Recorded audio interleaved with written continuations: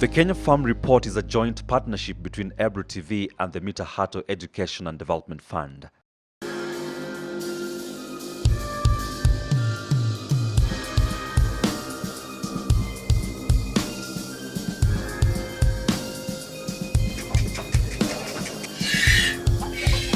For more information of the work of MEDIF or to visit the teaching farm, contact the numbers below.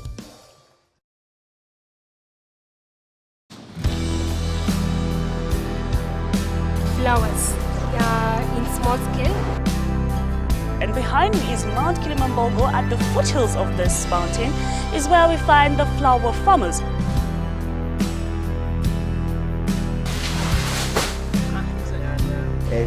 It's the aspect of winning.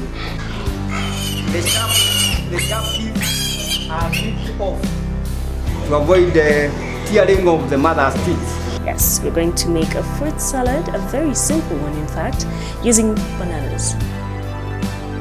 Kenya has declined Malawi's request to buy 1.2 million tons of local maize. Kenyan farmers can feel the international pineapple deficit, which has resulted in a sharp price surge.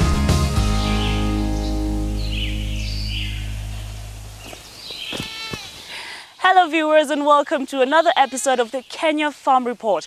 At the moment, I am in Thika and behind me is Mount Kilimanjaro. At the foothills of this mountain is where we find the flower farmers who are going to be in our segment of smart farming today. But first, let's take a look at the agro news.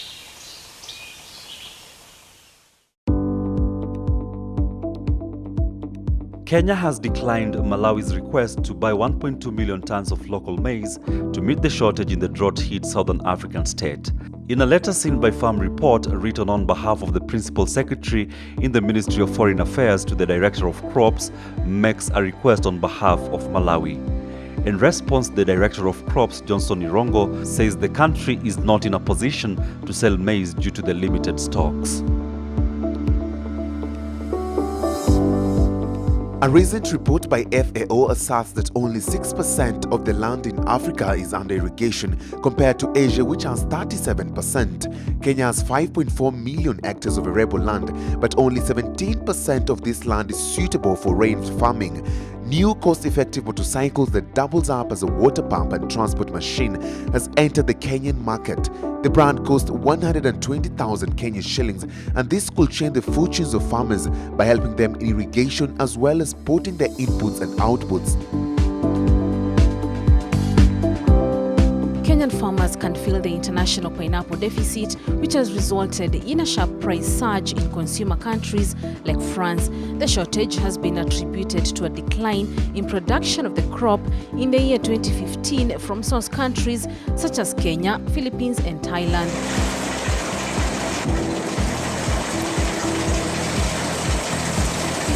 According to International Trade Center, a publication on global business trends, suppliers in France have put up with high prices to avail the product to their customers.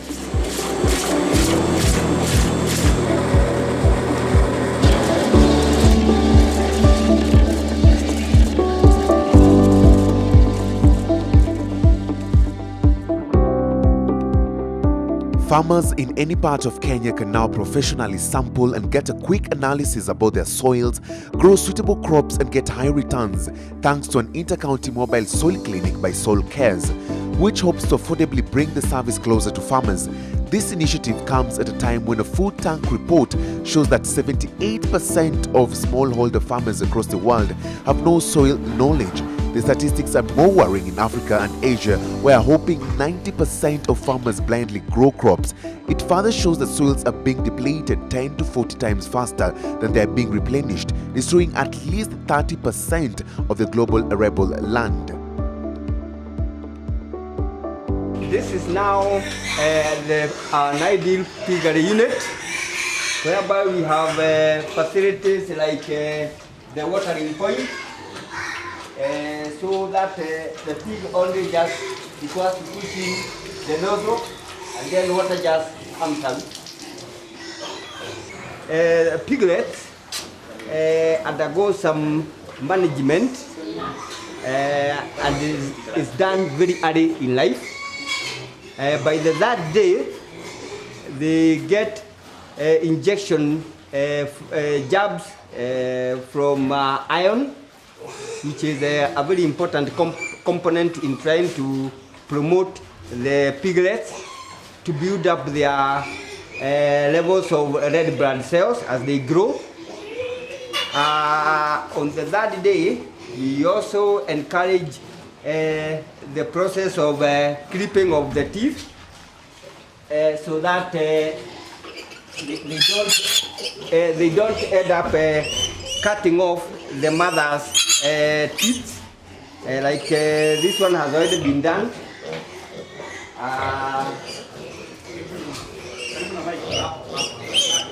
So that the sharp teeth are clipped off to avoid the tearing of the mother's teeth. We encourage that the farmer gets a breeding stock, especially the male, that has no genetics related to the females that are already in the farm. That prevents inbreeding, which may lead to inferior genes in the future generations. So when we crossbreed, we are trying to improve on growth rate, disease resistance, and breeding rates. That way, we achieve by doing the crossbreeding, and that one will be done when we change the male. The chains are important in keeping the pigs busy. They come play around with the chains, and this prevents them from using their extra energy in demolishing the walls, and they have a tendency of getting on the walls and on the floor, and trying to put through some holes that makes the floor have holes. That's an extra cost to the farmer in terms of repairs. We have a creep area, that's P.O.Box, a very important area whereby the piglets are supposed to hide when the mother is sleeping, so that she doesn't sleep on the piglets. This is particularly very important with the ones that are very big in size, and when they sleep, they just sleep without taking care of where the kids are. Some of them end up sleeping, or some of the mothers end up sleeping on the piglets, and they end up dying. So that's a very important area for the safety of the piglets. The leftovers of the kitchen, they are very good type of a balanced diet meant for humans who are single stomach like the pigs. So they really benefit when you mix those remains or the kitchen remains with the commercial feeds. It's really encouraged. And especially where we have big volumes of such type of waste especially from the institutions, like the schools, we have quite a lot that can do a great deal in improving the health of the pigs.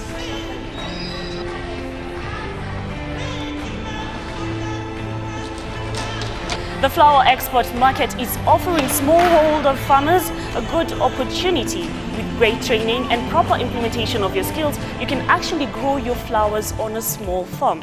Today we get to interview Ruth Mwiruri, the Executive Director of Wilma Flowers, who's going to tell us more about small-scale farming of flowers.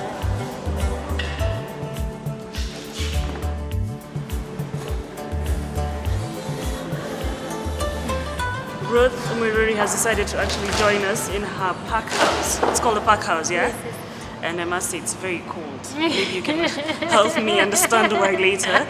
But we should start with, tell me, how did you think of Wilma Flowers? Is it a family business? How long has it been running?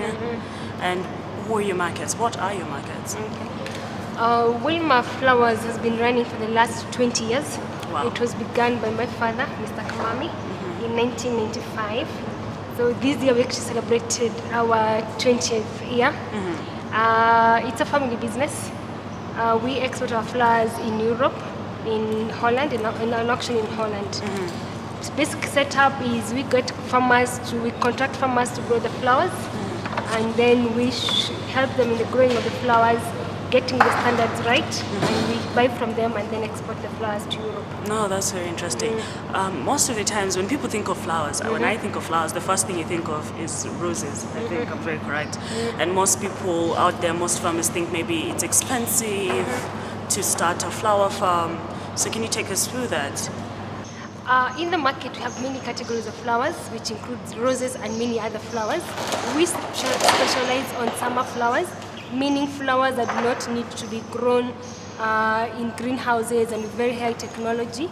And so what we do is get farmers, small-scale growers, who will grow these flowers with us, and then we're able to export the flowers to the market.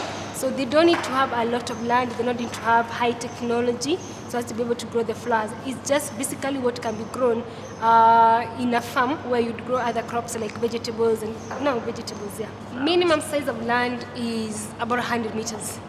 Works, yes. Because what we do is we have many farmers, we have about 2,000 farmers. So it's about bringing these pieces of land together in one collection point. So what we do is organize the growers into groups of 20 to 30 people, and they bring the flowers to a collection center. So it's not so much about how much land are you going to use to grow the flowers. What we emphasize is how much productivity do you get on the land size that you're working on. Okay. Okay, so all you need is 100 meters clearly. Minimum size of land. And do you offer them training? Someone like me, I don't know anything about farming. I'm interested. So would you offer me training? As a company, that's something that is it's integrated in our system, because we cannot just meet you at the marketplace and expect that you have the right quality. So what we do, we have extension officers who are on the ground who work with about 100 and 150 farmers. Their work mainly is just to show the growers how to grow the flowers to achieve the targeted standard in the market. Okay. And what about watering our flowers? Do you offer irrigation skills or something like that? We actually I tell them what to do so as to be able to use the water more efficiently. Drip irrigation is one of the things that we recommend to the farmers to use. The other thing is, even if you're going to do overhead spraying, most farmers normally what you find they're spraying overnight and just leaving the pipes running and all. So we recommend the number of hours you should water the crop, just to ensure that it gets a maximum amount of water it needs without waterlogging it and without spending too much water as a resource.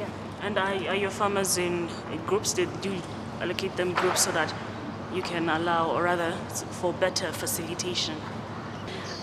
Working with 2,000 growers, you can't work with them on an individual basis. So what we've done is organize them into groups of 20 to 30 farmers, where we are able to hold group meetings with them and explain to them what's going on in the market, what they should improve, what is not working, and also able to give us feedback on what we can be able to do better.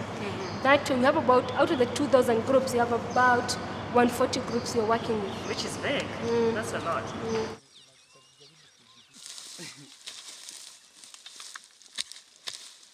Na sasa hizi mlizipanda lini?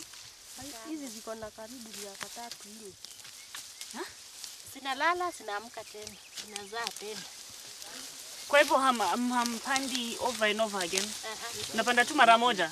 Zinashinda zikizaa? Kama miwa. Napanda kamoja, sinakuwa mingi. Unajua naogopa kuwakaribia, sitaki kukanyaga maua yenu.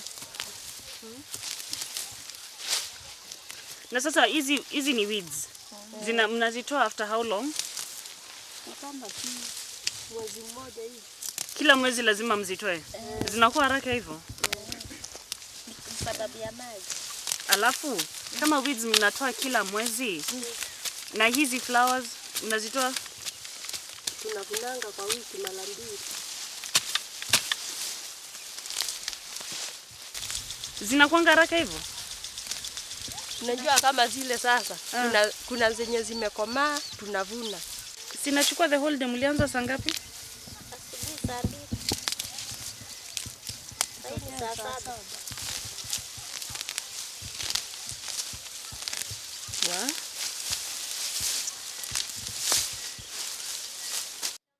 7. every business has ups and downs. Tell me about first your obstacles as Wilma Flowers. That's one, and two, I would like to know about the price fluctuation all year round. Okay.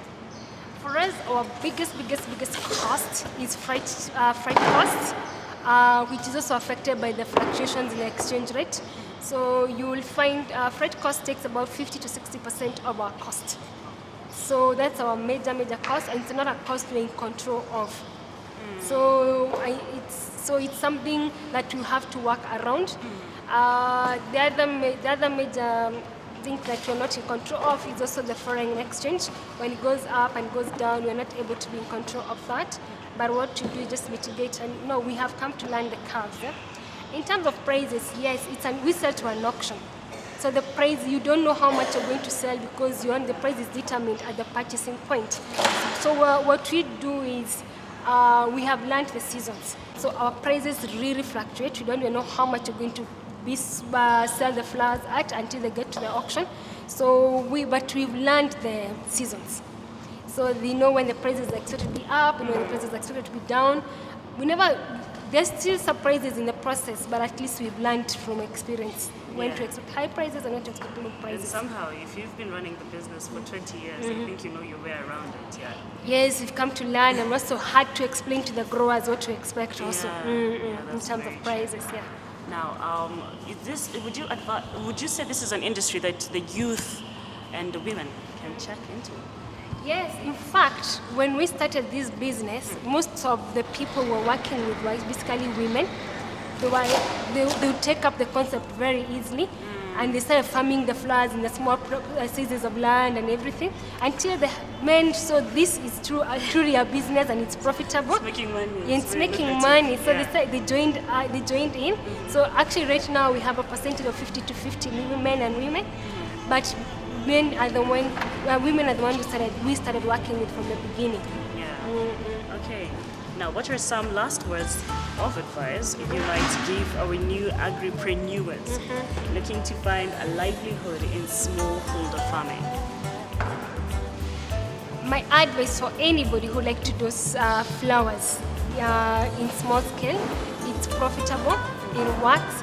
It just needs somebody to be committed to get the production done. But it's very productive and also makes money. It is also very cold. But that's just about it. Thank you so much for taking us through. Yes, we are done. Welcome to our kitchen segment. Today we are dealing with bananas. Over 100 billion bananas are consumed annually in the world, making bananas the fourth largest agricultural product in the world, following only wheat, rice and corn. Bananas can be grown at home in garden beds, pots and containers.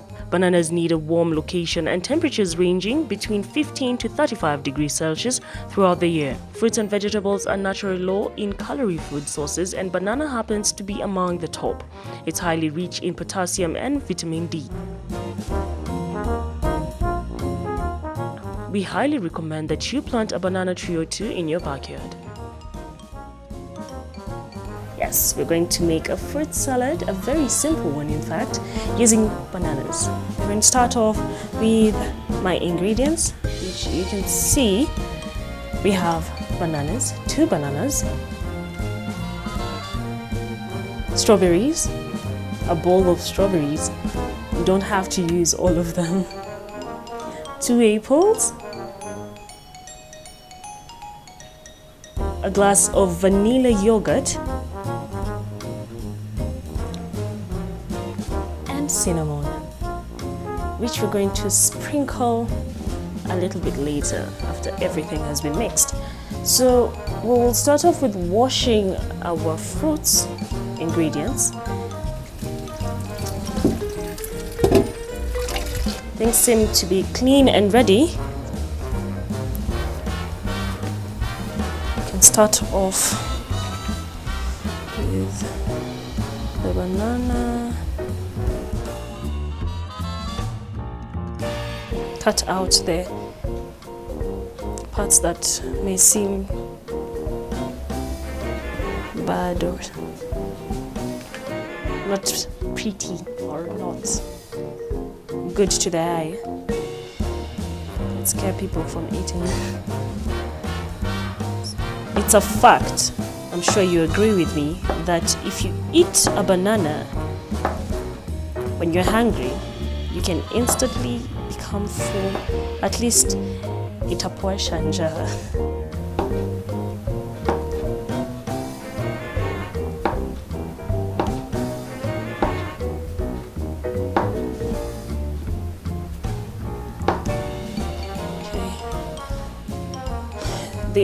It's not a lot of work.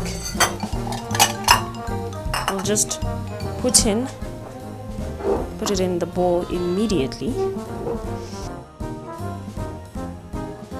Now we're going to maintain kind of a dice. Throw them in there.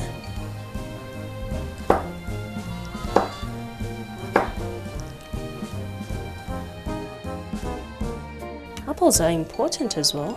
Health-wise, they're tasty, and you know what they say with your health, an apple a day keeps the doctor away.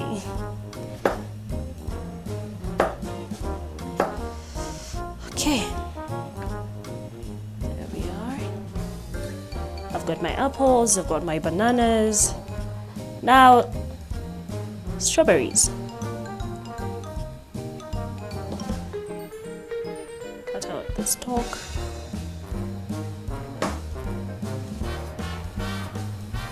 Into the size, you dice. If it's too big, you can cut it in more than 4 parts. If it's small, just keep it 4 parts. Okay, so we've got everything in a bowl. We have our bananas, our apples, and our strawberries in a bowl. Mix them all together, and then looks so good. This could be nice, especially if you have kids who don't like eating fruits. This is a very nice way of convincing them to enjoy their fruits. Because most kids like, what is it called? Yogurts. Just, it's more of folding and not mixing. Then, for the purpose of garnish, and you know I love my garnish, so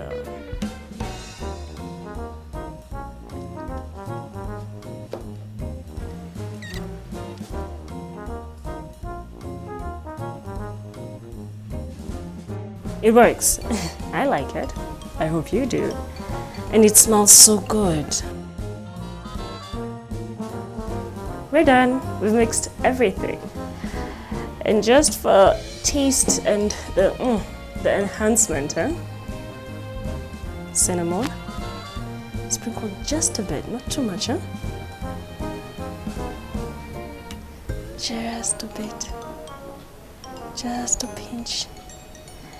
And we are ready to serve. Bit of mess up there. Yes! So yummy. If I wasn't fasting, I would have dived in. Ramadan Kareem to all my Muslims, by the way. This would be very nice to break your fast with. It's tasty, it's healthy, and it's simple. I'll see you next time in the kitchen. We're almost at the end of this episode, but you know we can't let you go without the trending agricultural segment. And today we start off with this hashtag Agribusiness 254. It's an event that is coming up, and we'll start with Mkulima Young, who says, let's farm what we consume on daily basis. Avoid trends and media exaggerated features on agri earnings. Ask a farmer. He had 17 retweets and 14 likes on Twitter. Next is still on the hashtag Agribusiness Talk 254. We have Alex the blogger, who says, I'm proud to say that I have never bought waru like in my entire life, apart from chipos, because I grow warus myself, which is very interesting. You grow something yourself and you get to consume it yourself. You never get to spend money. And he has 18 retweets and 12 likes on Twitter. On the same topic, we have Machuka. At Machuka says, youth should commit themselves in farming because it's the backbone of our economy. He says youth should commit in farming because it's the backbone of our economy. Very, very true. You can never go wrong with food. With the new budget, we have a couple of people who are worried about it. We have at Majimaji, who says petrol has gone up by 1 shilling and 92 cents per litre. Diesel has gone up by 3 shillings and 34 cents per litre. And kerosene has gone up by 3 shillings and 82 cents per litre. Petrol is definitely going to go up. What about the agricultural sector? The Star has written, the Star has come up with something saying that there's no funds for agriculture research in the budget. Agriculture research has once again been ignored in the current budget, 2 years since the creation of the Kenya Agricultural Research and Livestock Organization. The government is yet to allocate any funds for its operation and management. We have a couple of people who had something to say about it. Nixon Mageka Gesheo, sorry. This is a worrying trend for Kenya since research is key to food security in the country. The Kenya government has spelled out its desire to see agriculture drive its development agenda and promote job creation for the youth. But without the necessary investment in research, this may not be achieved. With that, he tagged Kiringai Kamau and Abraham Korir Singoi. Now, on that, we have George Okwach, who commented how sad. First, they killed Curry, a once world-class agricultural research institution that was well supported by the Serikal big donors in the name of reform. So they killed Curry in the name of reform. Now they are starving this lackluster outfit called Kalro to death. We also have Kiringai Kamau, who says the budget, let's interrogate the budget a bit more and see if this is really the case. Kiringai Kamau thinks that they should be given a chance and maybe we should go into the budget and search deeper and see if this is truly the case. Research in the country was to be aggregated into a council and a fund, which I do not know if that's the basket through which research funds were channeled. But I wouldn't comment that this stands as of now until I get the appropriate documents. Well, that's just about it today on our Kenya Farm Report. We'll see you next week. Always there to give you more agribusiness information and teach you more on farming.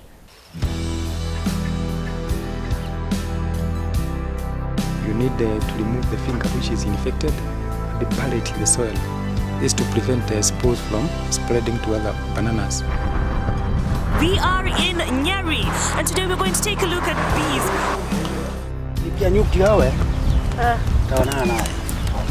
Hata nikiwa nakula asali.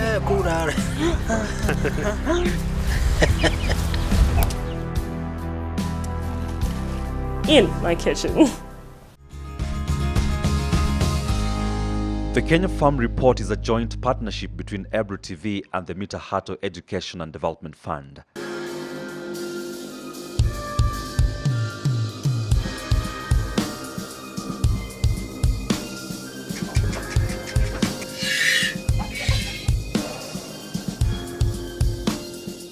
For more information of the work of MEDIF or to visit the teaching farm, contact the numbers below.